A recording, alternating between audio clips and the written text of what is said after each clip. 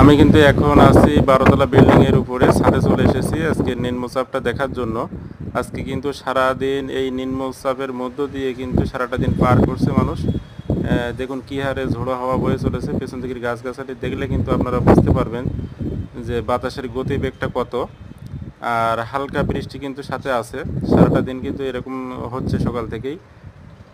তো এটা কিন্তু খুলনার যে ওয়েদারের পরিস্থিতি সেটাই একটু উপভোগ করার জন্য ছাদে চলে আসলাম।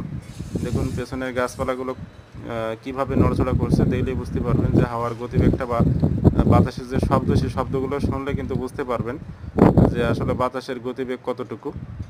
পেছনে কিন্তু খুলনা শহরটা পুরোটাই দেখা যাচ্ছে, চারিদিক দিকটা কিন্তু ভালোভাবে বুঝতেই পারতেছেন যে কী অবস্থা খুলনায়। আর আকাশে কিন্তু একটু মেঘাচ্ছন্ন আছে, হালকা মেঘ, তেমন ভারী কোনো মেঘ না। তো এই বাতাসটা আসলে অনেক সুন্দর লাগছে, ছাদের পরে এসে উপভোগ করছি। তো ভালোই লাগছে আমার।